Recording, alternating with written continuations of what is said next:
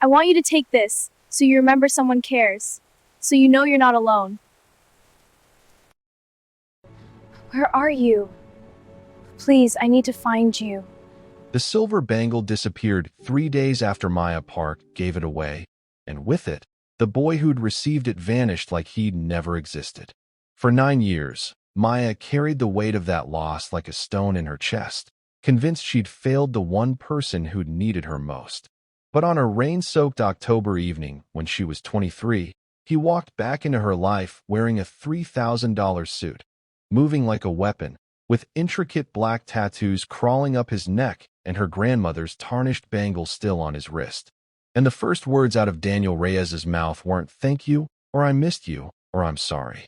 They were, "You need to leave Seattle tonight, or the people looking for me will kill everyone you love." Welcome back, besties. If you're here from part 1, you know how a single act of kindness changed everything for Eden and Minjun Park. If you're new, don't worry. This story stands on its own, but trust me, you'll want to go back and see where it all began. Before we continue, please hit that subscribe button, because Maya Park's story is about to show you that some promises echo through darkness, that guilt can drive you to become extraordinary, and that the people we think we've lost sometimes come back carrying secrets that could destroy everything. This is a story about second chances that cost everything, about love born from grief, and about what happens when the boy you mourned for 9 years returns as a man you barely recognize. Maya Park was 9 years old when she learned that her father's past was a sleeping monster that could wake up at any moment. She stood outside his office in the youth center her parents had built, trophy from the science fair balanced on her shoulder, report card full of A's clutched in her hand, listening to her mother's voice crack with fear through the closed door. Minjun, they found the offshore accounts, the ones you said were untraceable. Her father's response was quieter, measured in that way that meant things were very, very bad. How much do they know? Enough to ask questions. Enough to start looking into where the money came from. Enough to... Her mother's voice broke. They're calling it organized crime, Min. They're saying you laundered money. That the youth center, the community programs, all of it was just a front to clean, dirty money. Maya's trophy slipped from her hands. It hit the floor with a hollow metallic thud that seemed too loud, too final. The office door opened immediately. Her father stood there, and when their eyes met, dark recognizing dark, park recognizing park, Maya saw something that would shape every choice she'd make for the next 14 years. Her father, Minjun Park, the man who'd built an empire and dismantled it for love, the former ghost of Seattle who'd spent 2 decades trying to be good, wasn't afraid of prison. He wasn't even afraid of losing everything he'd built. He was afraid of losing them. His wife, his daughter, his family. Maya, he said softly, using the Korean diminutive that meant she was precious, that meant she was loved beyond measure. How long have you been standing there? Long enough. Her voice came out smaller than she wanted, younger than her 9 years. Are we in trouble, Appa?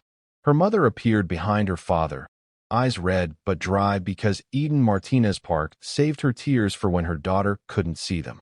She knelt down, gathered Maya into her arms, and Maya breathed in the scent of cocoa butter and lavender detergent and safety. We're going to be fine, her mother said, and Maya wanted to believe her so badly it hurt. Your father and I have been through worse. This is just paperwork. Confusion. We'll fix it. But that night, lying in bed in her room painted soft yellow like sunshine, listening to rain hammer against her window and her parents' hushed voices drift through the walls, Maya heard her father say something that carved itself into her memory like a scar cut deep into wood. If they dig deep enough, Eden, they'll find bodies. Not metaphorical ones. Real ones. People I killed when I was the ghost. People who disappeared because I made them disappear. I buried them so well that even I have trouble remembering where. And no amount of good deeds, no amount of community service, no amount of time will ever erase that. The monster I was, it's still there, just sleeping. And if they wake it up, he didn't finish. He didn't have to. Maya pulled her blanket over her head, creating a small tint of darkness and warmth and muffled sound, and she made a decision. The same kind of decision her mother had made at 9 years old when she'd chosen to share her lunch with a starving boy. The same kind of decision her father had made at 32 when he'd chosen to come back and be worthy of that kindness. She would learn everything, every skill her father had, every ounce of kindness her mother possessed.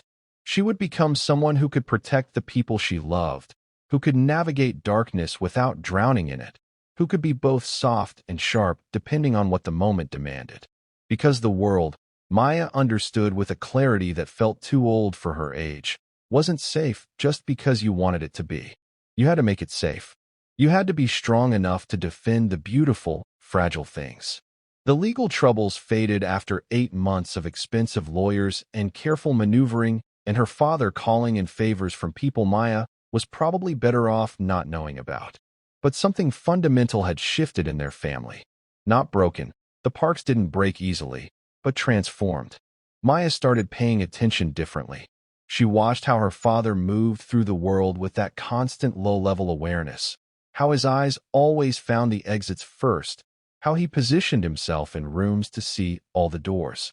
She noticed how her mother read people like books written in a language only she could understand, how she knew who needed help before they asked, how she could defuse tension with a smile and redirect anger with a kind word and a listening ear. Maya absorbed it all like a sponge thrown into an ocean, becoming a strange, beautiful hybrid of both her parents' best and most dangerous qualities. Sweet and thoughtful and empathetic like her mother. Strategic and alert and willing to do hard things like her father. Teachers called her an old soul. Other kids thought she was weird, too serious, too watchful. Maya didn't care. She had a purpose now. She had a mission. Kesha, her mother's best friend and her honorary aunt, said it best when Maya turned 11. This child got old eyes in a young face. She sees too much, thinks too hard, carries weight that ain't hers to carry. She's going to be something extraordinary or something terrifying, and I genuinely cannot tell which. Both, her father had said quietly, watching Maya practice forms in the backyard with an intensity that bordered on obsession. She'll be both, just like us. Just like her mother's kindness and my survival instinct had a baby, and that baby decided to weaponize compassion. Her mother had laughed, but there was something sad in it. She's 14 going on 40. I wish she could just be a kid. She is a kid, Minjun had replied. Just a kid who understands that being kind doesn't mean being weak. That's not a bad thing to know, Eden. That's the thing that might save her life someday. By the time Maya was 14, she could speak Korean and Spanish fluently, had a black belt in Taekwondo, could pick most basic locks, knew the street value of common drugs, could read body language like a second language, and understood the difference between someone who was hungry and someone who was dangerous. She also volunteered at the youth center every single day after school, helped her mother organize community meals twice a week, tutored younger kids in math and reading, and made sure every person who walked through their doors knew that someone saw them, someone cared, someone would fight for them. The duality didn't feel strange to Maya. It felt necessary. It felt like armor and medicine all at once. And then, 3 weeks after her 14th birthday, on a Tuesday afternoon when Seattle rain fell soft and persistent like the city was crying, a boy appeared at the fence. Maya was restocking the snack cabinet in the youth center kitchen when she saw him through the window. Same spot where her parents had their decorative chain-link fence installed, the memorial to how they'd met, the reminder that love could start with something as simple as sharing food with a stranger. He stood in the rain like he wasn't entirely sure the building was real, like maybe it was a mirage that would disappear if he blinked too hard. He looked about 12, maybe 13, but the kind of 12 that hunger had made smaller. Too thin in a way that spoke of weeks without proper food, maybe months. Clothes that had seen better days. A jacket with a broken zipper, jeans with holes that weren't the fashionable kind, shoes that were falling apart. Soaked through from the rain, shivering slightly, but standing very still like movement might draw the wrong kind of attention. Maya felt something click in her chest. A recognition not of the boy specifically, but of what he represented. Another invisible kid. Another person the world had decided didn't matter. She grabbed a turkey sandwich from the fridge, nothing fancy, just turkey and cheese and lettuce on wheat bread, but fresh and filling, and walked outside without telling anyone where she was going. The rain immediately soaked through her youth center volunteer t-shirt, but Maya didn't care. She walked across the small garden to the fence, and up close she could see more details that made her heart hurt. He was definitely around 12, maybe a young-looking 13. Latino, with light brown skin and dark brown eyes that looked too old for his face. Gaunt, hollow cheeks that spoke of serious malnutrition. Messy dark brown hair plastered to his forehead from the rain. A fresh bruise on his left cheek, purple and angry. Another older one, yellowish-green, on his jaw. The way he held his left arm close to his ribs like maybe they hurt. But it was his eyes that stopped Maya cold. They held something she recognized from watching her father in unguarded moments. A kind of emptiness that came from being invisible for too long, from learning that hoping for good things only made the disappointment cut deeper. "You hungry?" Maya asked in English first, then repeated it in Spanish. "Tienes hambre?" His eyes flickered at the Spanish, widened slightly, like he couldn't quite believe someone was speaking to him in his own language, acknowledging he existed. "Sí," he whispered, his voice rough like he didn't use it much. "Pero no tengo dinero." "But I don't have money." "Don't need money." Maya pushed the sandwich through the chain-link fence, holding it out to him. "It's free. Everything here is free." He stared at the food like it might be a trap. Like maybe this was some kind of trick, some test he was going to fail. Nothing good ever happened without a cost. The world had taught him that lesson thoroughly. "It's okay," Maya said softly, making her voice as gentle as her mother's when she talked to scared kids. "I already ate. I'm full." This was extra. The lie tasted bitter on her tongue. She hadn't eaten. This was her after-school snack, the thing that would hold her until dinner at 7. But looking at this boy, at the desperate hunger written across his gaunt features, Maya understood something her mother had known at 9 years old. Some people needed it more. His hand moved slowly, trembling the whole way. When his fingers finally closed around the sandwich, Maya saw his nails were bitten down to nothing, dirt crusted underneath them, and there was a thin white scar on his wrist that looked deliberate. Old. From a blade, not an accident.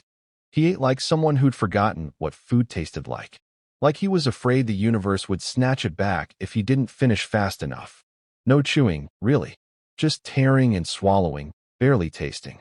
A small sound escaped him halfway through, something between a sob and a gasp, and Maya had to look away because it made her want to cry. When she looked back, the sandwich was gone, and he was staring at his empty hands like he couldn't quite believe what had just happened.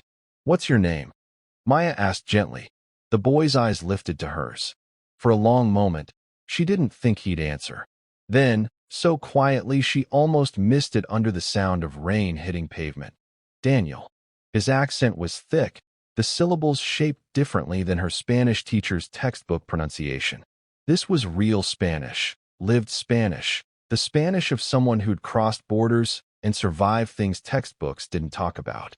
"Daniel Reyes," he added after a pause, like giving his full name meant something, like it was a gift he was offering in exchange for the sandwich. "I'm Maya. Maya Park," she smiled, trying to make it warm and safe and non-threatening. "Do you live around here?" Something shuddered behind Daniel's eyes. Fear, fast and sharp. "Sometimes." "Do you go to school?" He shook his head quickly, looking down at his feet in their falling-apart shoes. "Where do you stay?" Maya tried to keep her voice gentle, but she could hear the edge of concern creeping in. "With my uncle." Daniel's jaw tightened, and Maya saw him flinch slightly, an involuntary movement like his body remembered something his mind was trying to forget. He works a lot. I don't see him much." The lie was obvious. Maya had been around enough kids in bad situations to recognize the careful way Daniel said uncle, the way his hand unconsciously touched his bruised ribs when he mentioned him. Maya glanced back at the youth center building. She could see her father through the window, talking to some teenagers about their college applications.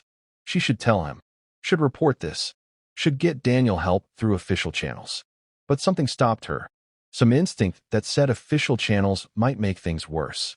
That a 12-year-old boy with no papers, and an abusive uncle might disappear into a system that wouldn't protect him. That sometimes the right thing and the safe thing weren't the same thing.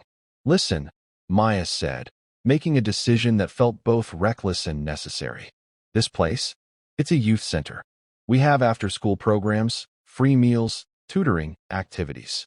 You can come inside. You don't need money. You don't need permission. You just come. Okay. It's safe here. Daniel looked at the building like it was a castle in a fairy tale, beautiful and impossible and not meant for someone like him. I don't know, he said quietly. That's okay. You don't have to decide now. Maya pulled off the thin silver bangle from her wrist.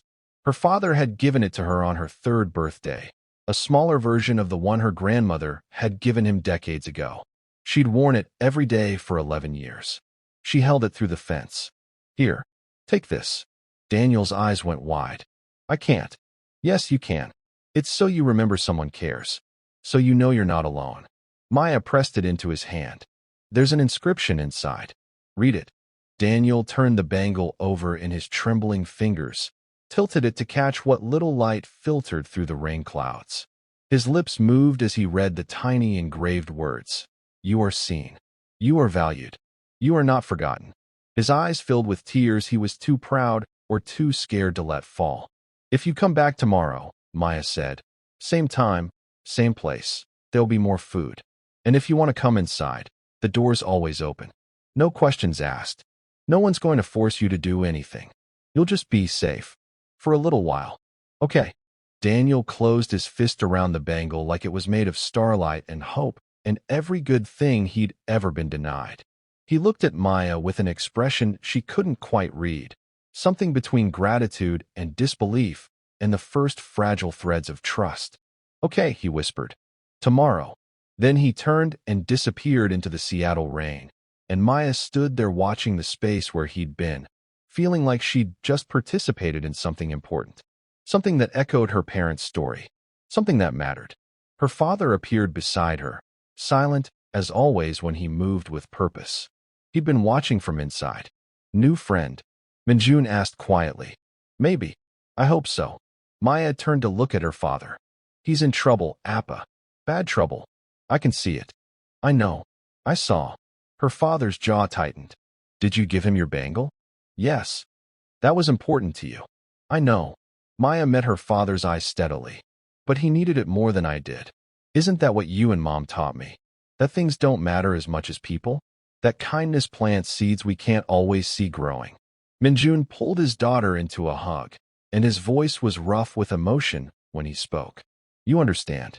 You really understand. But Maya, listen to me carefully. That boy, if he's in the kind of trouble I think he's in, helping him could get complicated. Dangerous. Are you ready for that? Maya thought about her father's past. About the ghost of Seattle who'd killed people and built an empire on blood and money. About her mother who'd stood by him anyway, who'd chosen love over safety. About the legacy they'd built together, brick by brick, kid by kid, meal by meal.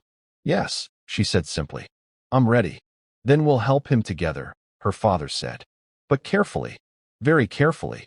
Daniel came back the next day, and the day after that, and the day after that. Each time, Maya was waiting at the fence with food. A sandwich, an apple, cookies her mother had baked. Each time, Daniel ate like it might be his last meal. Each time, he stayed a little longer, talked a little more, let his guard down incrementally. Maya learned things about him in fragments, pieces of a story he was too scared to tell all at once. He was 12 years old, though he looked younger. Hunger had a way of shrinking people, making them smaller than they were meant to be. He'd come from Honduras with his mother 2 years ago, not on a plane with papers and family waiting. They'd come the other way, the hard way, the way that killed people regularly, and no one talked about it except in whispers and statistics. We walked for weeks, Daniel told her on the 3rd day, his English heavily accented but understandable. Through Mexico. My mother, she was sick, but she kept going. For me, she said in America, I could go to school. I could be safe. I could have a future. Where is she now? Maya asked gently, though something in her chest already knew the answer. Daniel's face went blank. She died. 6 months ago. Before we made it all the way. She got too sick, and there was no doctor, no medicine. She just stopped. I'm so sorry, Maya said, and meant it with every fiber of her being. My uncle, he was already here. In Seattle. He's my mother's brother. He said he would take care of me. Daniel's hand went to his ribs unconsciously. But he's not a good man. He gets angry. He drinks. He has friends who scare me. And when he gets really angry, he didn't finish. He didn't have to. The bruises told the story his words couldn't. You could come inside, Maya said for the third time. We could help. My parents, they know people. We could get you somewhere safe, get you legal help, get you. No. Daniel's eyes went wide with panic. No, please, Maya. If anyone official knows about me, they'll send me back. And if they send me back to Honduras, the people who... He stopped, swallowed hard. My mother, she didn't just leave because we were poor. She was running from people. Bad people. People who would hurt me if I went back. I'm safer here. Even with my uncle. At least I'm alive. Maya felt her heart crack clean down the middle. Daniel, please, he begged. And he looked so young, so scared, so desperate. Please don't tell anyone. Just let me keep coming here. Let me have this. It's enough. You're enough. Maya made a choice in that moment. Maybe the wrong choice by official standards. Maybe the right choice by the only standards that mattered. The standard of keeping a 12-year-old boy alive and as safe as possible in an impossible situation. Okay, she said. I won't tell. But I'm documenting everything, okay? Every bruise, every injury. If things get worse, if your uncle, if he hurts you badly, we're going to have to do something. Do you understand? Daniel nodded, relief washing over his face. Thank you. Gracias, Maya. You don't know what this means. But she did know. She knew exactly what it meant. It meant she was taking responsibility for another person's safety.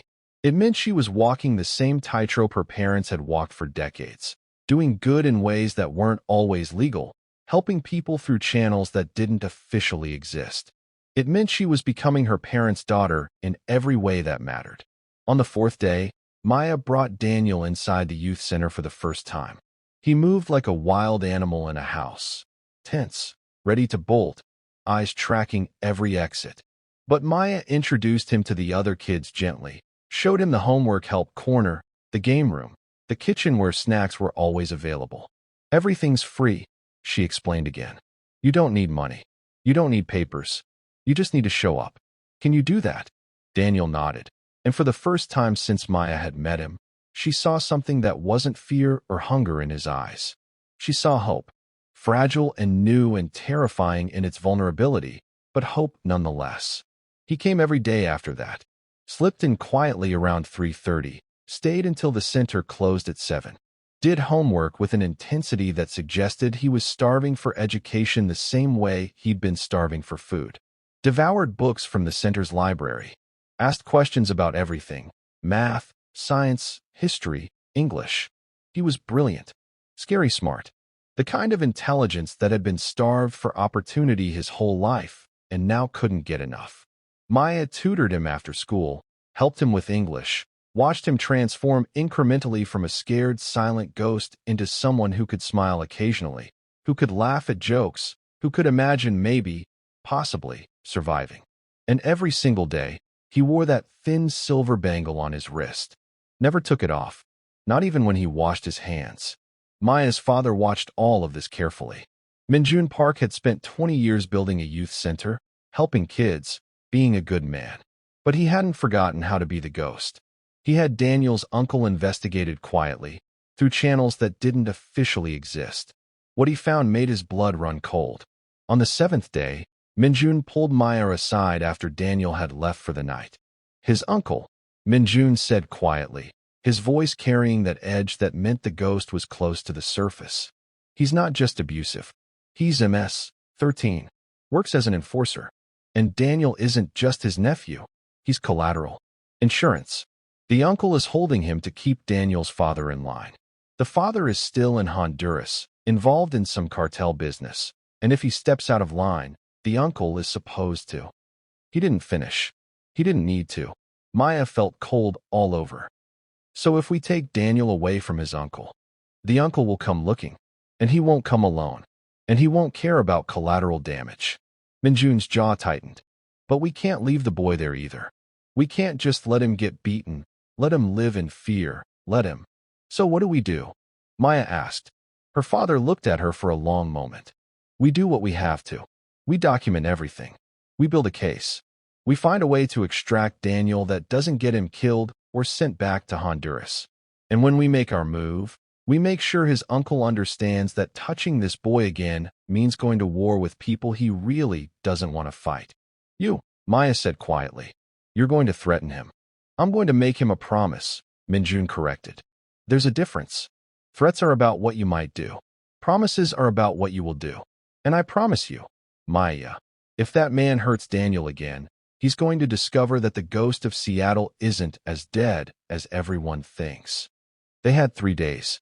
3 days of Maya bringing Daniel food, tutoring him, watching him slowly relax into the idea that maybe this place was real, maybe this safety wasn't an illusion.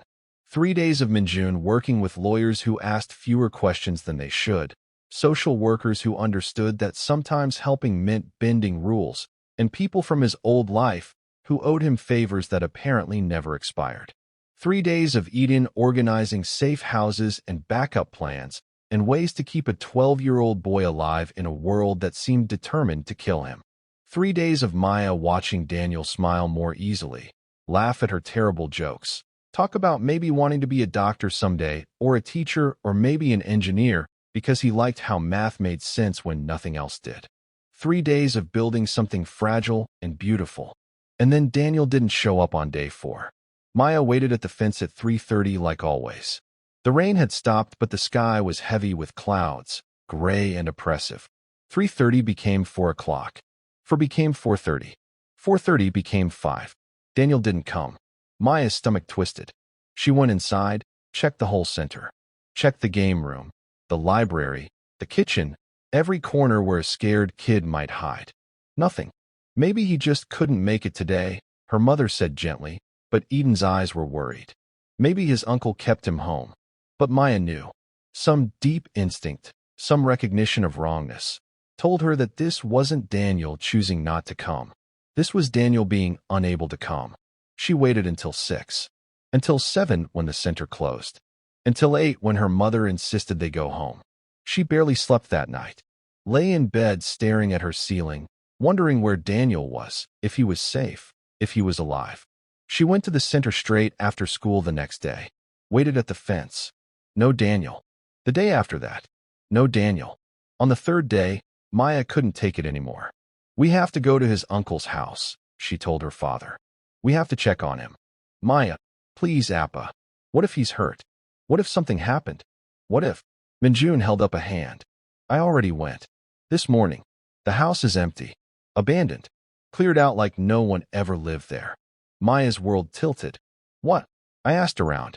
Talked to neighbors. The uncle left 3 days ago. Just packed up and disappeared in the middle of the night. And Daniel? Minjun's expression was carefully controlled, but Maya could see the anger and guilt underneath. Daniel was with him. Or they took him. Either way, he's gone. No. Maya's voice came out small and broken. No, he can't be gone. He was coming every day. He was getting better. We were helping him. I know, baby. Her father pulled her into a hug. I know.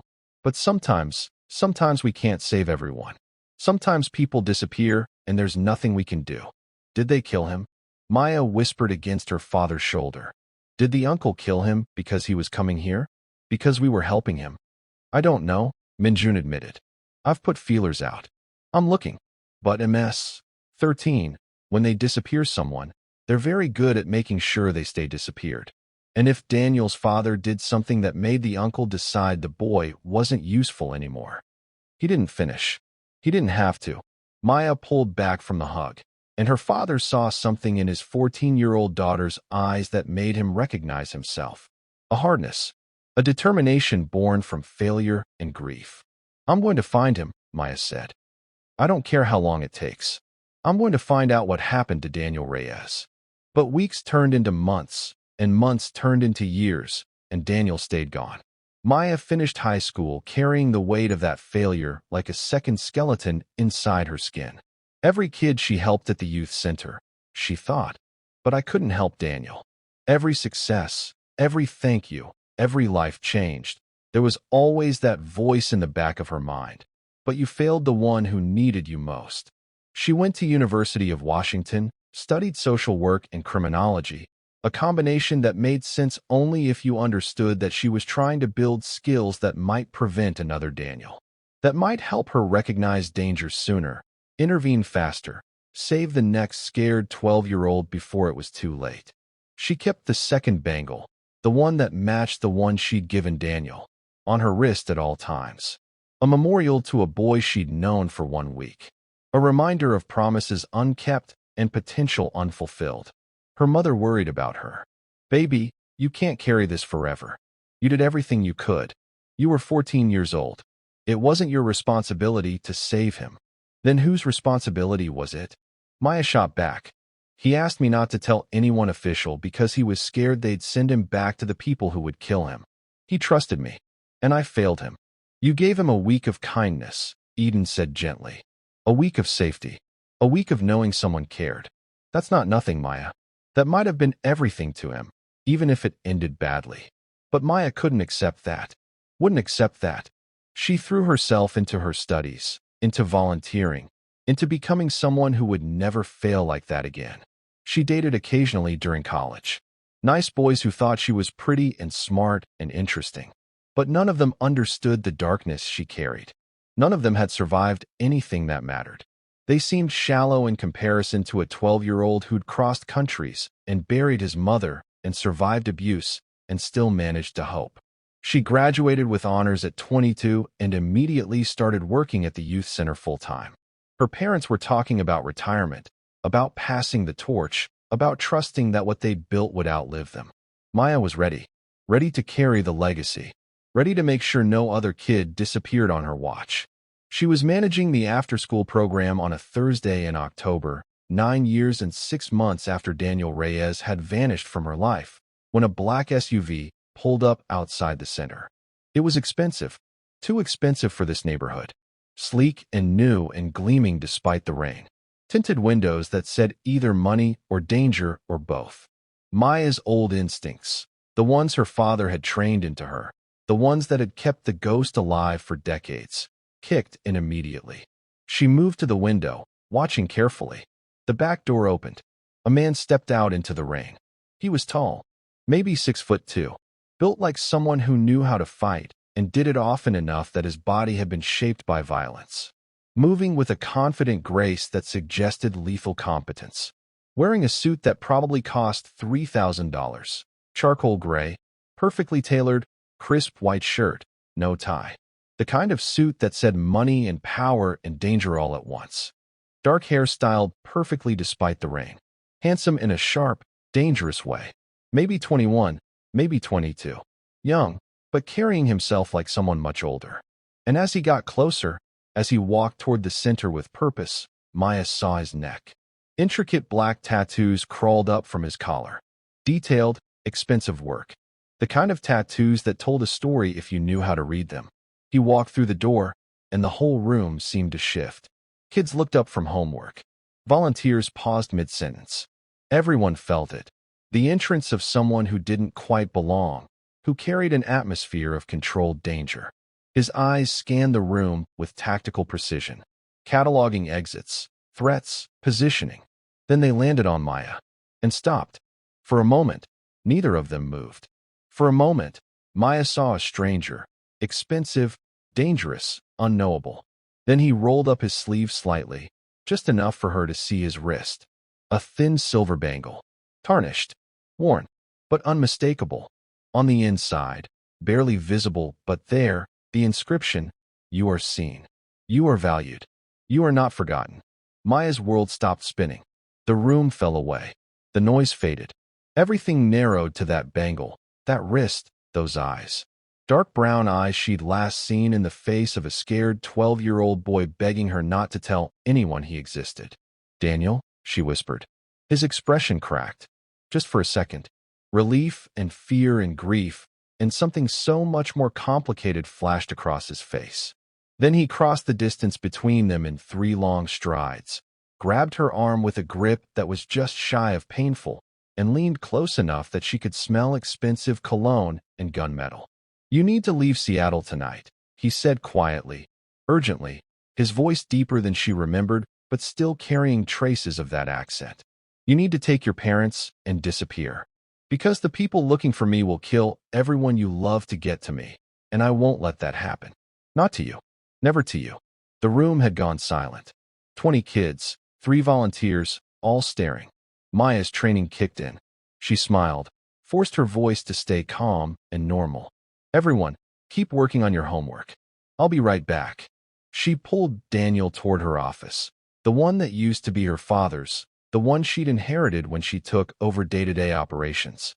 Closed the door, locked it, turned to face the boy she'd mourned for 9 years who'd come back as a man she barely recognized. "Start talking," she said, her voice deadly quiet. "Right now? What the hell is happening?" Daniel's hand went to his jacket, and Maya's body tensed automatically, ready to fight. But he pulled out a phone instead, pulled up a photo, handed it to her. Maya looked at the screen and felt ice flood her veins. It was a surveillance photo, grainy but clear enough. Her parents, the youth center, all taken from a distance with a telephoto lens. Dated from yesterday. Someone had been watching them. Someone had been watching very, very carefully. "Who took this?" Maya asked, her voice still controlled but her heart hammering. "People I used to work for," Daniel said. "People who think I stole something from them. People who will hurt anyone connected to me to get it back. People who found out that 9 years ago, a girl named Maya Park gave me food and a silver bangle and showed me kindness, and now they think you're leverage." "Used to work for?" Maya's mind was racing, cataloging details, assembling a picture she didn't like. "Daniel, what the hell happened to you?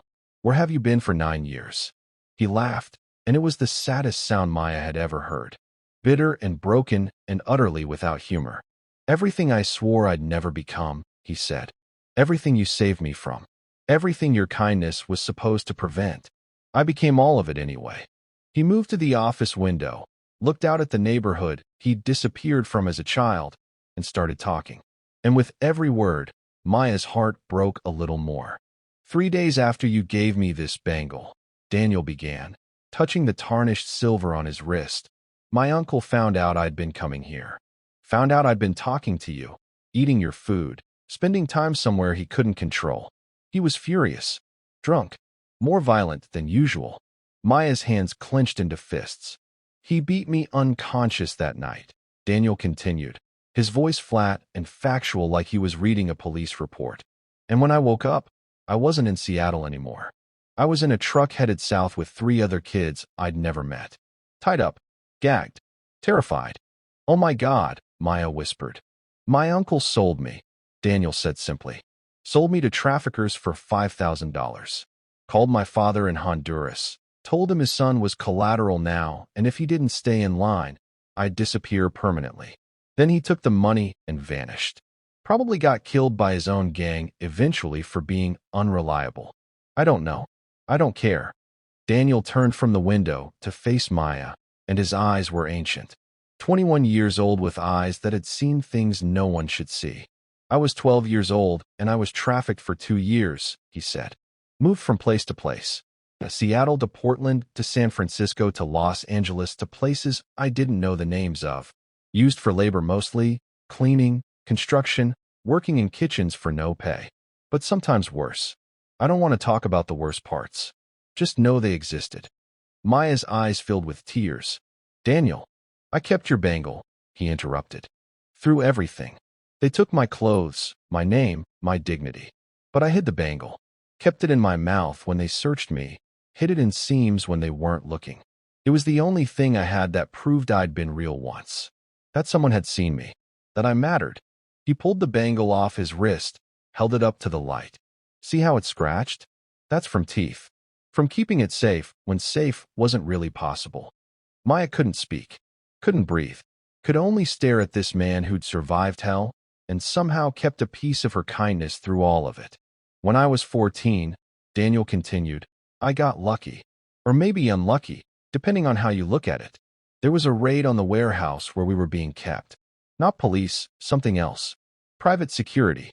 They were looking for something else, stumbled onto us by accident. Freed us. Handed us over to what they said was a rescue organization. His laugh was bitter again. It wasn't a rescue organization. It was a recruitment pipeline. They took damaged kids with nothing to lose. Kids like me who'd been trafficked, abused, had no papers, no family, nowhere to go, and they made us an offer. Go into foster care and probably get sent back to our home countries to die, or come with them to a boarding school. Full scholarship, food, clothes, education, safety. All we had to do was study hard and be grateful. It was too good to be true, Maya said quietly. Of course it was. Daniel set his phone on the desk, pulled up more photos. The boarding school was real. In Northern California, beautiful campus, actual teachers, rigorous academics. They really did educate us. Gave us skills, languages, knowledge. Made us smart and capable and confident. He swiped to another photo. A building. Official looking. Corporate. What they didn't tell us until we were 16, until we were too invested to leave, was that the school was a recruitment and training program for a private military contractor called Sentinel Solutions. They find kids like me, smart, desperate, with nothing to lose and no one to ask questions, and they turn us into operatives. Maya's stomach dropped. Operatives? You mean? I mean soldiers without uniforms, Daniel said bluntly. Intelligence gatherers. Corporate espionage specialists. Occasionally wet work. They train you for years, give you everything you ever wanted, and then they own you. You do jobs, extractions, surveillance, data theft, protection details, sometimes darker things. And you tell yourself it's okay because the money is good and the targets are bad people, and at least you're using your trauma for something useful. He met Maya's eyes, and the guilt there was crushing. I did 5 years of jobs for them, Maya. 5 years of things I can't take back. I told myself I was one of the good guys, that we only went after people who deserved it, that I was making the world safer. But you weren't, Maya said quietly. Some of them deserved it, Daniel admitted. Warlords, traffickers, corrupt officials. Those jobs I can live with. But some of them, his jaw tightened. Some of them were just whistleblowers. Just people trying to expose corruption. Just good people who'd seen something they shouldn't have and needed to be silenced. He pulled up another photo on his phone. A man, middle-aged, kind eyes, slightly balding. Looked like someone's dad. 3 months ago, they sent me after this man. Richard Chun. My job was to retrieve documents he'd stolen from Sentinel and make sure he couldn't talk about what he'd discovered. I went in expecting a criminal. Maybe someone selling state secrets or working for enemies. Someone who deserved what was coming. Daniel's voice cracked slightly. I found a father of 3 who worked in Sentinel's accounting department and discovered the company was trafficking children. Not just recruiting damaged kids like me, actually buying and selling children for labor and worse. He'd documented everything. Wanted to go to the FBI. Wanted to stop it. Oh my God, Maya breathed. I was supposed to kill him, Daniel said flatly. Or at least retrieve the documents and make sure he disappeared. Those were my orders. Go in, do the job, come back. Simple, clean, professional. But you didn't, Maya said. But I didn't. Daniel's hands shook slightly as he put his phone away. I looked at this man, this good man who was trying to save children, and I thought about being 12 years old and being sold. I thought about being 14 and being rescued into another kind of slavery. I thought about your bangle that I'd kept through hell because it was proof that good people existed. He looked at Maya with eyes full of pain and determination. And I couldn't do it. I let him go. Helped him disappear. Took his documents. And I've been running ever since. Maya processed all of this, her mind working through implications and strategies and problems. The documents. You still have them. Encrypted cloud storage. Multiple backups. Hard copies in 3 different locations. Daniel's voice took on a harder edge. And a dead man's switch. If I don't check in every 72 hours, everything goes to the FBI, the press, every major news outlet. Sentinel knows this. But they also know that if they can grab me, they can make me tell them where everything is before they kill me. And they think I'm leverage, Maya said, understanding clicking into place. They think you care about me, so they'll use me to force you to give up the documents. You are leverage, Daniel said quietly. Because I do care about you. More than anyone else in the world. You gave me kindness when I was invisible. You saw me when everyone else looked through me. You gave me this bangle that I kept through rape and beatings and being turned into a weapon because it was proof that good existed, that I'd been worth saving once, even if I'd failed to stay saved. Tears were running down Maya's face now. Daniel, you didn't fail. You survived. You're still here. You're still. I'm a killer, he interrupted. I'm exactly what your father used to be. The ghost of Seattle had nothing on what Sentinel trained me to be. I've taken lives, Maya. I've hurt people. I've done things that, his voice broke. I became the monster anyway. Your kindness wasn't enough. It wasn't enough to save me. Bullshit, Maya said fiercely. She crossed the distance between them, grabbed his face with both hands, forced him to look at her. You kept the bangle. For 9 years through hell, you kept it. And when you had a choice between following orders and saving a good man, you chose to save him. You chose humanity over orders. You chose right over easy. That's not a monster. That's someone who survived by any means necessary and is trying to be better now. That's exactly what my father did. That's what makes you human. Daniel's eyes filled with tears. They're coming, Maya. My whole team. Probably 4 operators, maybe more. Highly trained. Well-equipped. And they will hurt your family to get to me. I came to warn you. To tell you to run. No, Maya said simply. Daniel blinked. What? I said no. I'm not running. My parents didn't build this place by running from danger. And I didn't spend 9 years mourning you and blaming myself just to let you disappear again when you finally came back. Maya, you don't understand. I understand perfectly. She let go of his face, stepped back, crossed her arms. You made mistakes. You got involved with evil people. You did bad things because you didn't have better options. And now you're trying to do the right thing, and it's going to cost you everything. Does that sound familiar? Because it should. It's the exact same story as my father. Daniel's expression shifted. Your father? Minjun Park. The ghost of Seattle. I researched your family when I was deciding whether to come here. He was a legend. He was a broken kid who survived by becoming a monster, then spent 20 years trying to make up for it, Maya corrected. Just like you. The difference is, he had my mother. He had someone who chose to believe he could be better, who stood by him even when it was dangerous, even when it made no sense. You have me. I can't ask you to do that, Daniel said quietly. You're not asking. I'm choosing. Maya pulled out her phone. Here's what's going to happen. You're going to tell me everything about this company, about the people after you, about the documents you stole. Then we're going to tell my parents, because they've dealt with worse than this. And then we're going to figure out how to keep everyone safe while we take these people down and expose what they've done. You make it sound simple, Daniel said. It's not simple. It's going to be complicated and messy and dangerous. Maya held out her hand. But that's what my family does. We help people the hard way. We do what's necessary to protect the ones we love. And Daniel, whether you know it or not, whether you like it or not, you've been family since the moment I gave you that bangle 9 years ago. Daniel stared at her hand. At this woman who'd been a kind 14-year-old girl and had grown into someone fierce and beautiful and absolutely terrifying in her determination. Slowly, he reached out and took her hand. His grip was warm and calloused and trembling slightly. I don't deserve this, he whispered. I don't deserve you. Probably not, Maya agreed.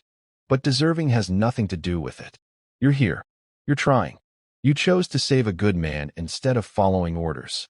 And 9 years ago, you asked me for help and I failed you. I'm not failing you again. She pulled him into a hug, and Daniel went rigid for a moment before his arms came around her like she was the only solid thing in a tilting world. He buried his face in her shoulder, and she felt his whole body shake with suppressed sobs. I kept it, he said brokenly. I kept your bangle through everything. It was all I had. I know, Maya whispered. And I kept mine.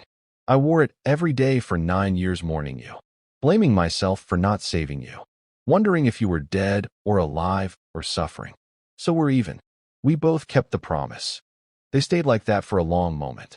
2 people separated by 9 years of trauma and survival, finding each other again in the eye of a storm. Then Maya pulled back, wiped her eyes, straightened her shoulders. My parents need to know, she said. Tonight. Can you face them? Can you tell them everything you told me? Daniel's throat worked. Your father is going to kill me. I brought danger to his door. I got his daughter involved in something that could get her killed. If I were him, I'd kill me. Good thing you're not him then. Maya headed for the door. Come on. We're closing the center early today. Everyone out. Time for the Parks to have a family war council. She opened the door, and Daniel followed her out into the main room, where kids were still pretending to do homework, while obviously trying to figure out what was happening. Okay, everyone, Maya announced with a brightness that didn't quite reach her eyes. Programs ending early today. Family emergency.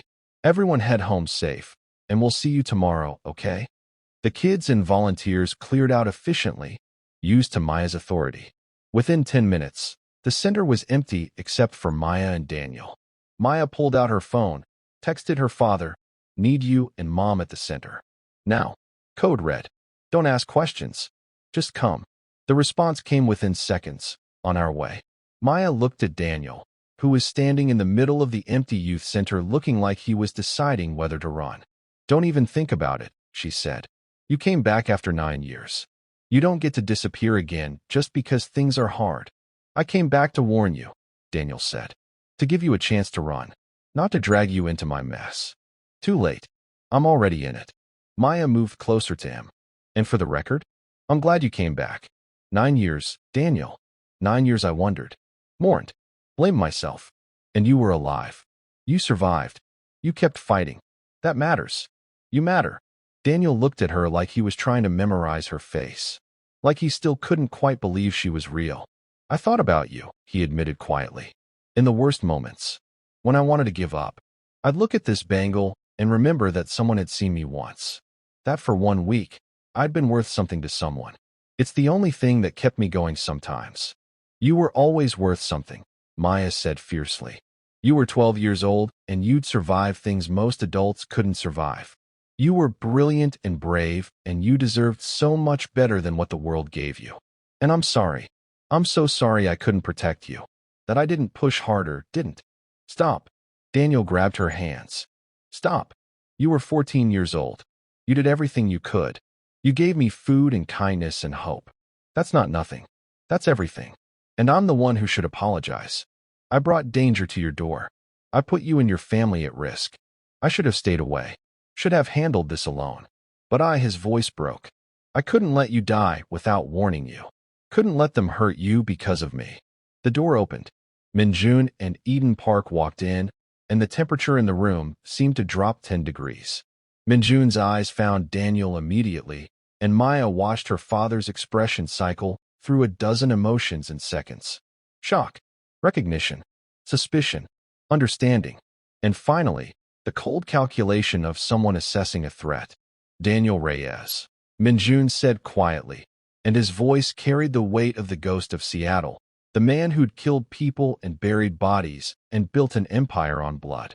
I haven't seen you in 9 years. I assumed you were dead. Care to explain why you're not? Daniel stood up straighter, and Maya saw him fighting every instinct to run.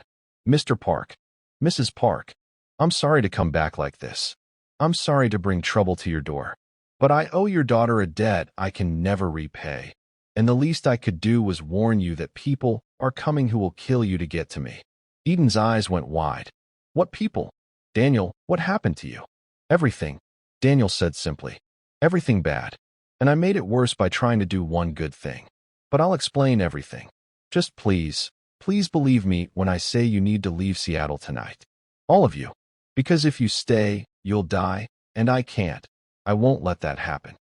Minjun studied Daniel with those cold, analytical eyes.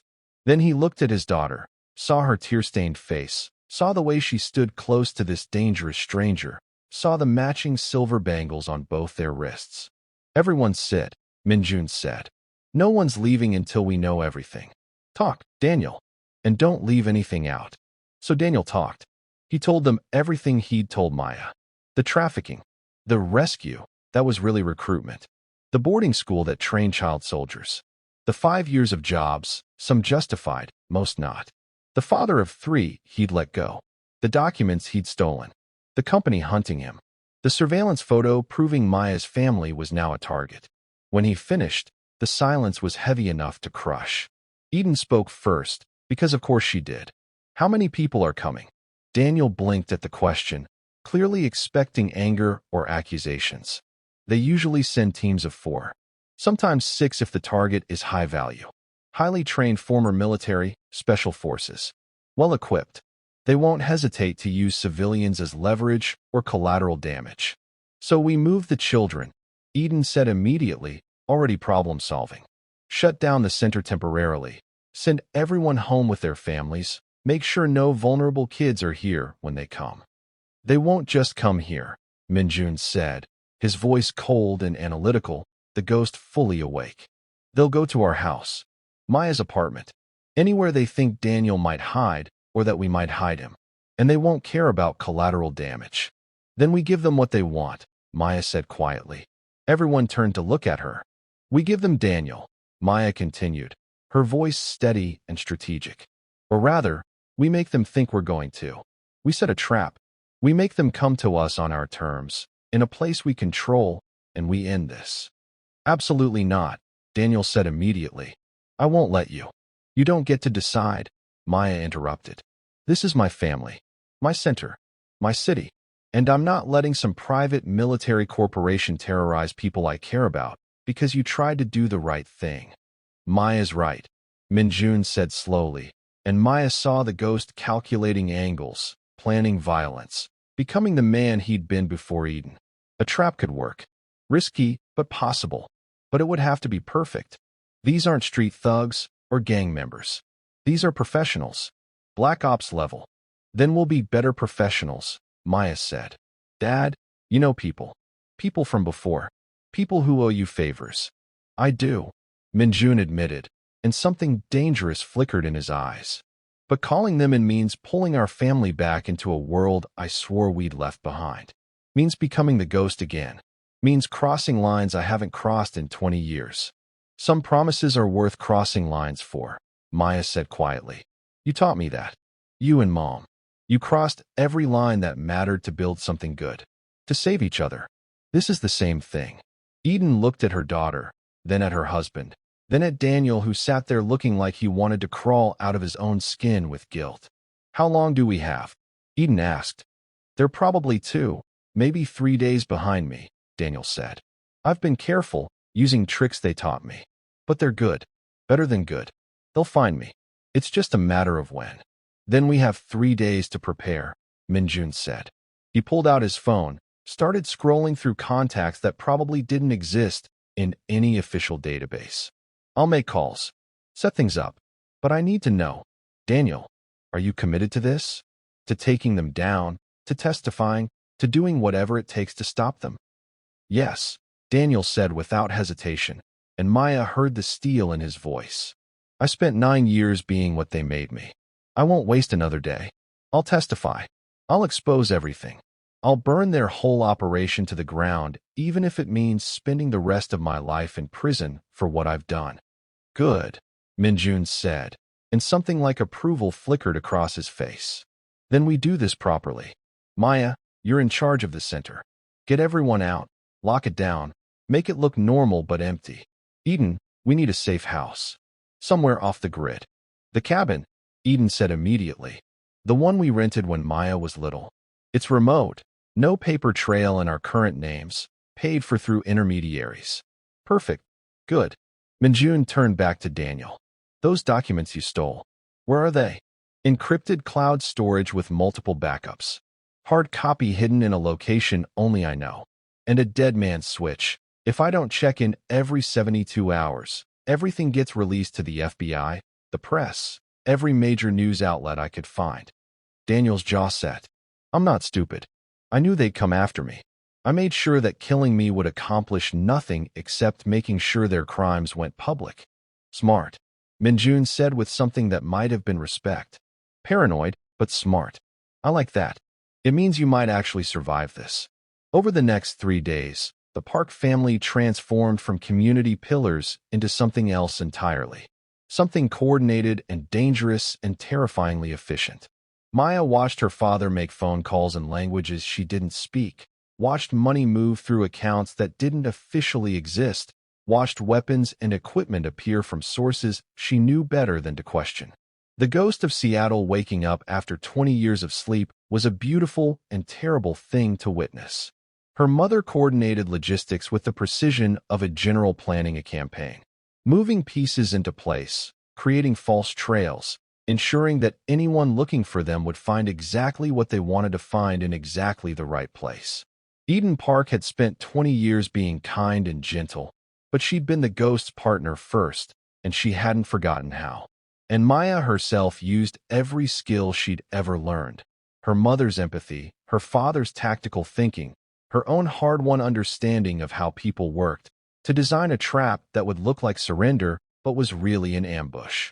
Daniel watched it all with an expression that cycled between guilt and awe and something that might have been hope. "Your family is terrifying," he said on the second night, sitting in the safe house kitchen while Minjun cleaned weapons at the table like it was the most normal thing in the world. "We're adaptable," Eden corrected, chopping vegetables for dinner with the same hands that had been coding false GPS trails an hour ago. "We do what's necessary to protect the people we love." "I brought this on you," Daniel said quietly. "I'm so sorry.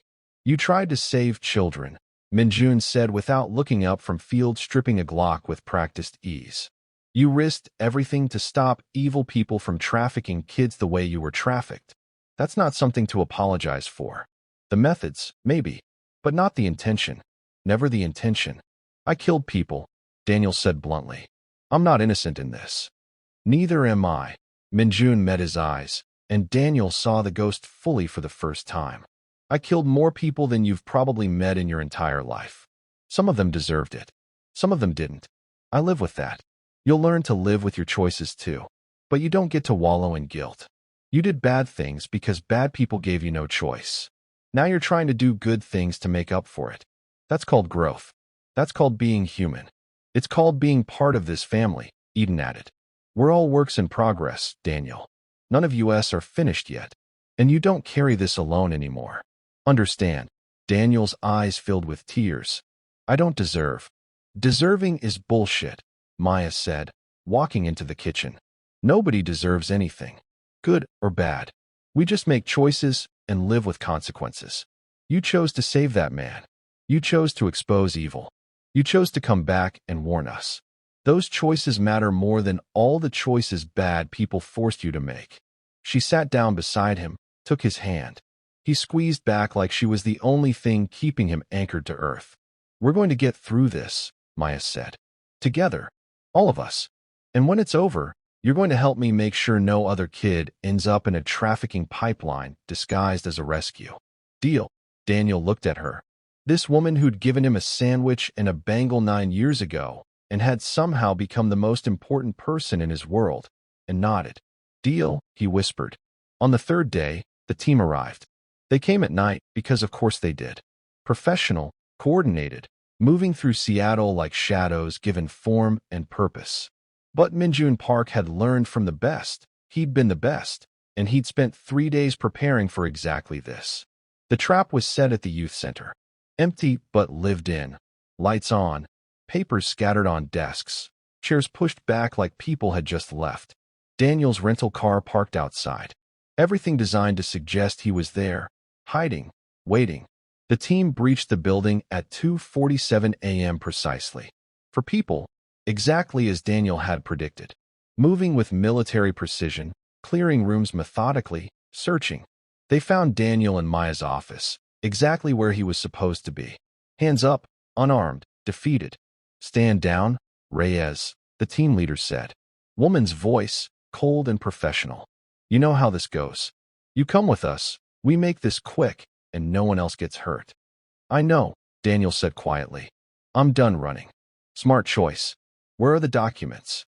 "Safe. Multiple locations. I'll trade them for immunity. For me and for the people I'm about to name in testimony." The team leader laughed. "You're not in a position to negotiate." "Actually," said Minjun Park, stepping out of shadows like death given form, "he is." For more shapes materialized from darkness. Former associates of Minjun's. People who owed him debts that transcended money and morality. Armed. Dangerous. Very, very good at their jobs. The team leader's eyes widened in recognition. Ghost. You're supposed to be dead? Retired? Reformed? Minjun smiled. And it was the smile of a predator who decided to be merciful only because it served his purposes. I'm a lot of things. But most importantly, I'm a father whose family you threatened. That was a mistake. A fatal mistake if you make the wrong choice in the next 10 seconds. The standoff lasted exactly 7 seconds before the team leader made the calculation that any intelligent operator would make. Fighting was suicide. We're just contractors, she said carefully, hands spreading slightly to show they weren't going for weapons. Following orders. We don't get paid enough to die for this. I know, Minjun said. Which is why you're going to walk out of here alive and deliver a message to your employers. Daniel Reyes is under my protection now. The documents he stole are in secure locations with dead man switches that will release everything if anything happens to him, his family, or anyone he cares about. And if Sentinel sends another team, if they so much as look at Seattle wrong, I will come out of retirement. And trust me when I say, they really, really don't want that. The team leader studied Minjun's face, saw the ghost beneath the good man, saw 20 years of civilization stripped away to reveal the killer underneath, saw her own death if she made the wrong move. I'll deliver the message, she said. Good. One more thing. Minjun's smile widened, became more terrible. Daniel documented everything about your company's operations. Names, locations, bank accounts, trafficking networks. It's all going to the FBI, the press, everyone who'll listen. You can try to stop it, but that will just make the story bigger, make more people ask questions. Or you can accept that Sentinel Solutions is done and start looking for new employment. Your choice. The team left. Quickly. Professionally. And they didn't look back. When they were gone, Maya appeared from where she'd been monitoring through security cameras. Eden right behind her. Is it really over? Maya asked. The immediate threat? Yes. Her father set down his weapon with practiced care. But they'll try other things. Legal intimidation, character assassination, attempts to discredit the evidence. This is going to be a long fight. Good, Daniel said quietly.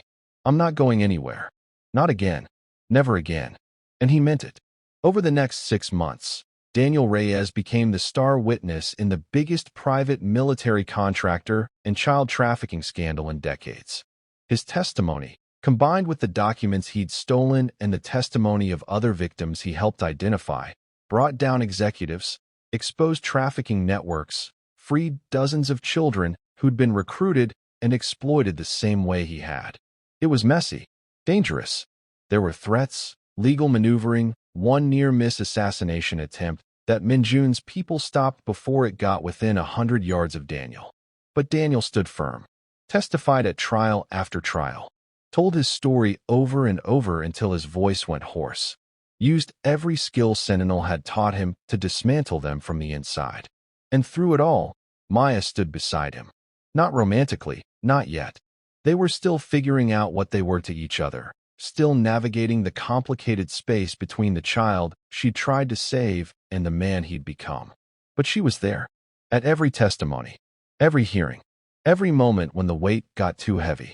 You don't have to do this, Daniel said after a particularly brutal cross-examination where defense attorneys had tried to paint him as a willing participant rather than a victim.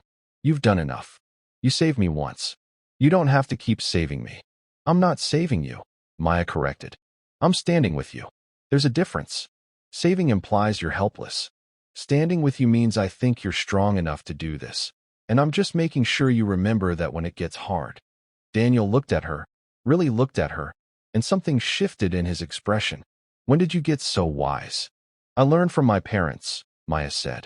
And from a scared 12-year-old boy who taught me that survival is a skill, but choosing to live, really live, is a gift. The company collapsed.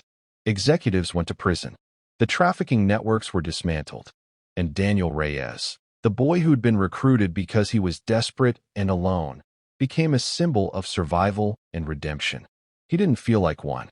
told anyone who'd listen that he was just trying to fix his mistakes, trying to become someone worthy of the second chance he'd been given. But Maya understood that redemption wasn't a destination, it was a journey.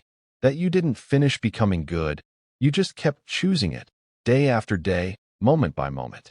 The youth center reopened 7 months after everything started, bigger than before, with additional funding from whistleblower rewards and donations from people who'd read Daniel's story and wanted to help prevent another child from falling through the cracks. At the reopening ceremony, Maya stood at the podium looking out at the crowd, her parents in the front row, holding hands the way they'd held hands for 25 years.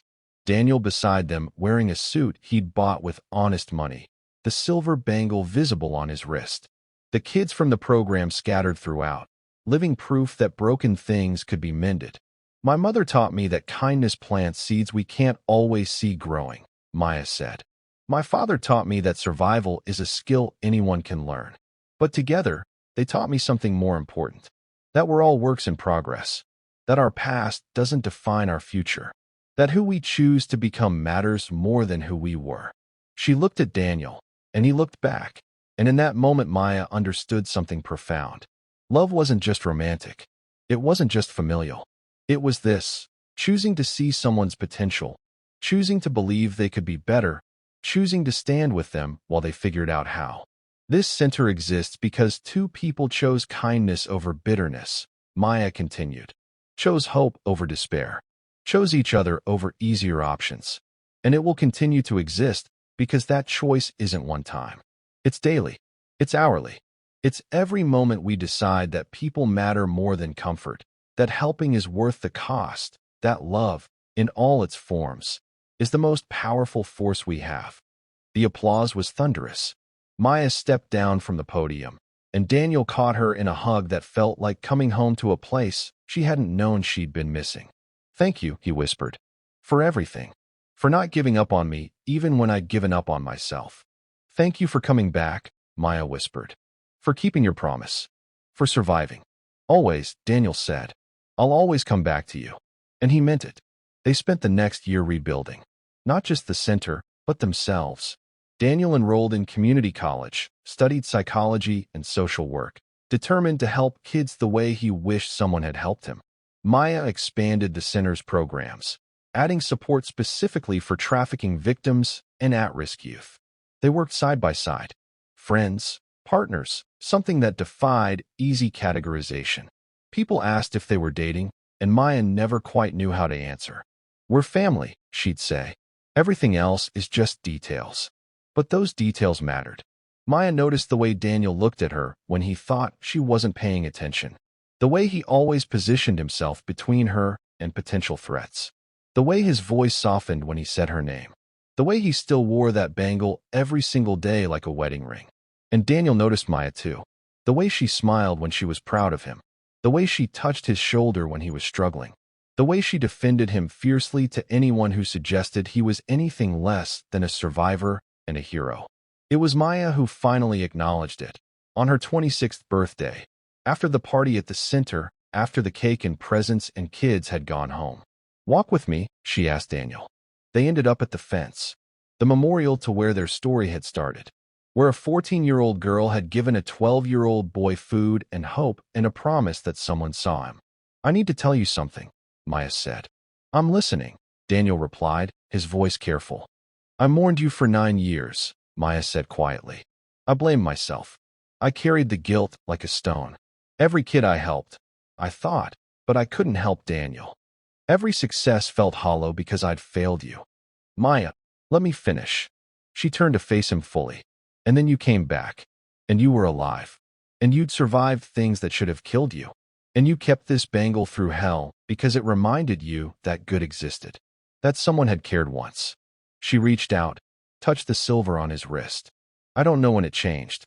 When you stopped being the boy I'd failed and started being the man I—" She stopped, took a breath. "I'm in love with you, Daniel. I think I have been since you walked back into my life. Maybe before.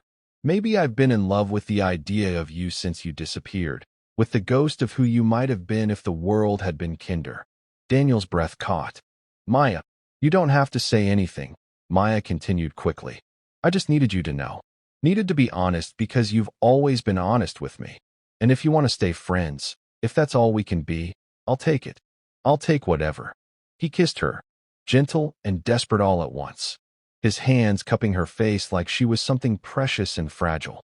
Maya's arms went around his neck, and she kissed him back with 9 years of grief and relief and love that had nowhere to go until now. When they pulled apart, both of them were breathing hard. I love you, Daniel said fiercely. I've loved you since I was 12 years old, and you gave me a sandwich and showed me that kindness wasn't weakness. I loved you when I was being trafficked, and the memory of your smile kept me from giving up. I loved you when I was becoming a monster, and your bangle reminded me that good people existed. And I love you now, as a man who barely deserves you, but will spend every day of his life trying to be worthy. You already are, Maya said. You came back. You chose right over easy. You're fighting to be better. That's all I need. They kissed again, and this time it was soft and sweet and full of promise. Your father is going to kill me, Daniel said when they finally came up for air. Probably, Maya agreed. But he'll get over it. Eventually.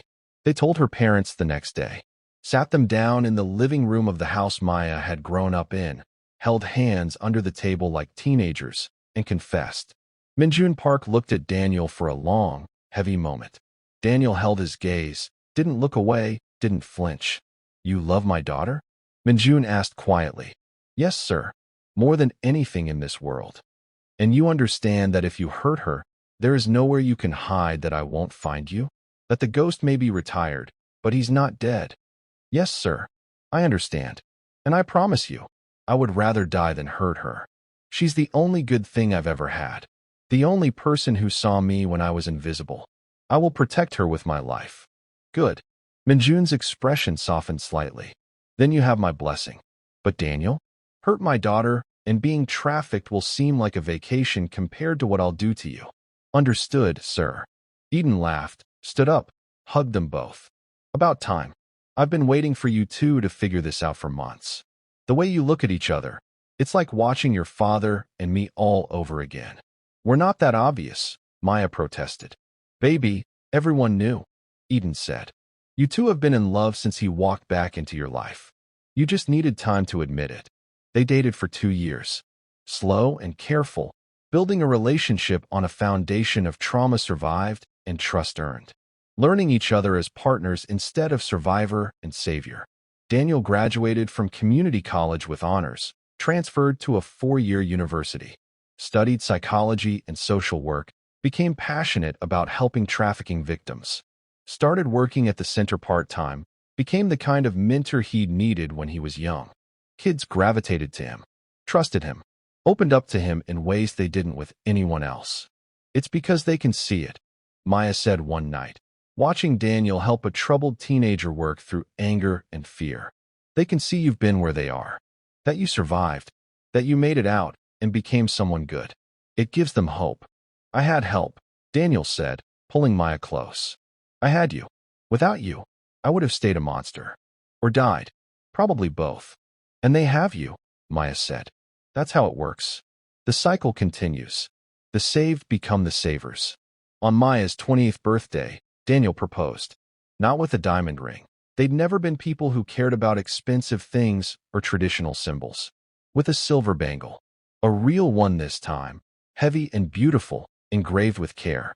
Inside, it read, You saved my life. I'll spend forever saving yours. Will you marry me? Maya said yes before he finished asking. They married at City Hall 6 months later, just like her parents had. Small ceremony, just family and close friends. The kids from the center threw rice mixed with flower petals. Daniel's foster parents, the good ones he'd found eventually, cried happy tears. Minjun looked at his daughter and saw his wife's kindness and his own determination living in perfect harmony. You did good, Minjun whispered to Eden as they watched Maya and Daniel exchange vows. We did good, Eden corrected. Both of us. Together. And now they get to do good together. Together, Minjun agreed, squeezing his wife's hand. Maya and Daniel's first dance was to a Spanish song Daniel remembered his mother singing. Slow and sweet, and full of memory and hope intertwined. As they swayed together, Maya thought about bangles and promises, about broken boys and determined girls, about the way love, real love, was always a choice. I promise, Daniel whispered against her hair, to keep choosing you. Every day, every moment, for the rest of my life. I promise, Maya whispered back, to keep showing up, to keep standing with you, to keep believing you can be whoever you choose to be. I already am, Daniel said. Because of you, I'm already the person I always wanted to be. Because of us, Maya corrected. They kissed, and somewhere in the crowd, a young boy who'd just started coming to the center watched with wide eyes and thought maybe, just maybe, good things could happen to people like him too. The cycle continued. 5 years later, Maya and Daniel stood in a hospital room, holding their daughter for the first time. She was small and perfect and loud, with beautiful mixed features, warm brown skin that showed her Black, Korean, and Latino heritage, dark hair, tiny fingers that gripped Daniel's thumb like she was claiming him. They named her Eden Rosa. Eden for Maya's mother and the woman who'd taught them what love looked like. Rosa for Daniel's mother who died trying to give him a better life. She's beautiful, Daniel said, his voice rough with overwhelming emotion. She's perfect, Maya agreed. Minjun and Eden Park stood in the doorway, watching their daughter hold her daughter, and the symmetry wasn't lost on anyone. History repeating, Eden whispered. History evolving. Minjun corrected, using the same words he'd said years ago. Better each time. Stronger each time. Little Eden Rosa made a small noise, and both her parents looked down at her like she was the only important thing in the universe. Maybe she was. Because in that moment, in that room, 3 generations of love and survival and choosing to be better stood together. The trafficked boy who'd become a good man. The determined girl who'd become a fierce woman. The baby who'd grow up knowing that family wasn't just blood, it was choice and promises and showing up even when it was hard. We did it, Maya said softly. We really did it. Did what? Daniel asked. Broke the cycle. All the trauma, all the pain, all the mistakes, we didn't pass them on. We turned them into something good, something beautiful. We had help, Daniel said, looking at Maya's parents. We had examples to follow. Heroes who showed us it was possible.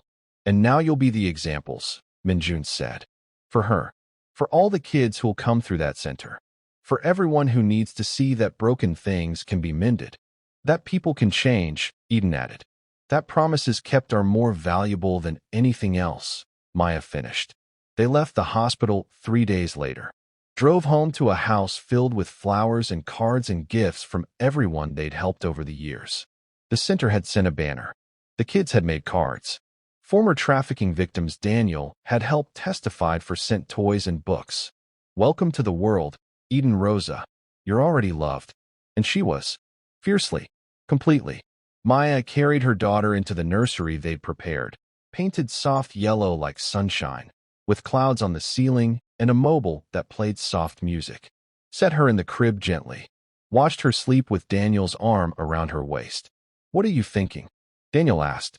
That I spent my whole life trying to live up to my parents' example, Maya said. Trying to be as kind as my mother, as strong as my father. Trying to make them proud. You did, Daniel said. I know. But now I'm thinking about the example we're setting. About the world we're building for her. About the promises we're making. What promises? Daniel asked. Maya smiled. That will keep showing up. That will keep choosing kindness even when it's hard. That will protect the vulnerable and stand up to evil and build something beautiful out of our broken pieces. She touched the silver bangle on her wrist, the one Daniel had given her when he proposed. That will teach her love isn't just a feeling, it's action. It's choosing someone every single day, even when it's terrifying. I can do that, Daniel said. We'll do it together, Maya corrected. Little Eden Rosa stirred in her sleep, and both of them held their breath until she settled again. I used to think I'd never deserve this, Daniel said quietly. A family, a home, someone like you. I thought I'd broken too many things, hurt too many people, become too much of a monster. And now? Maya asked. Now I think maybe deserving is the wrong word. Daniel's arm tightened around her. Maybe it's not about deserving. Maybe it's about choosing to be worthy. About waking up every day and deciding to be better than yesterday. About taking the gift you've been given and using it to make the world a little less dark. Maya leaned her head on his shoulder. My father would like that answer. Your father still terrifies me, Daniel admitted. Good, Maya said. That means you're smart. They stood there in the nursery, watching their daughter sleep, and outside the window Seattle rain fell soft and steady, washing the city clean. Somewhere across town, the youth center stood dark and quiet, waiting for tomorrow when it would fill again with kids who needed it. The fence in the back garden gleamed in the streetlight, a memorial to promises kept and promises still being kept. And in that youth center, hidden in Maya's office desk, was a small shadow box frame. Inside it, two things, a yellowed photograph of a 14-year-old Maya and a scared 12-year-old Daniel, taken the day before he disappeared. And beside it, a note in Daniel's handwriting, written years later. You saved my life with a sandwich and a silver bangle. I survived 9 years of hell because I had proof that kindness existed. And now I get to spend the rest of my life proving that your faith in me wasn't misplaced. Thank you for seeing me when I was invisible. Thank you for not giving up on me even when I was gone. Thank you for loving the monster I became and believing I could be human again. You are the reason I'm alive. You are the reason I'm good. You are everything. Dr. Below it, Maya had added in her own handwriting. You were never a monster. You were a survivor who did what you had to do to stay alive. And you came back. You chose right over easy. You fought to be better. That's all that matters. I love you. I'm proud of you. And I would make the same choice 1,000 times over. NPR. The cycle continued. Better each time. Stronger each time. And somewhere in Seattle, another hungry kid would appear at another fence, and another kind person would choose to see them, would choose to care, would choose to plant a seed that would bloom years later into something beautiful and fierce and worth all the pain it took to grow it. The promise would be kept again and again and again, because some debts could never be fully repaid, only paid forward. And that, Maya thought as she held her husband and watched her daughter sleep, was exactly how it should be. The end. Thank you for staying with Maya and Daniel's journey from beginning to end. Besties, their story reminds us that the people we think we've lost sometimes come back stronger. That 9 years of darkness can't erase 1 week of kindness. That guilt can drive us to be extraordinary, but love makes us human again. That choosing to be better is a daily practice, not a one-time decision. If this story moved you, please hit that subscribe button. We have more stories about love that transcends trauma, about people who refuse to give up on each other, about the moments that change everything. Drop a comment of where you're watching from, with your thoughts, what resonated with you in this story, which part made you cry, what you think happened next. We read every single one. Thank you for being here. The promise continues in all of us. I'll see you in the next story.